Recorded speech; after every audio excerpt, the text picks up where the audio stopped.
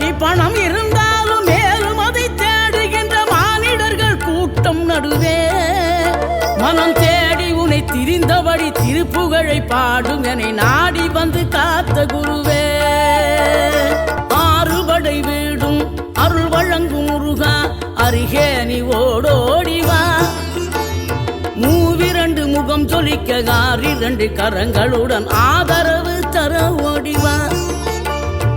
ஆறுபடை வீடும் அருள் வழங்கும் முருகா அருகே நீ ஓடோடிவா.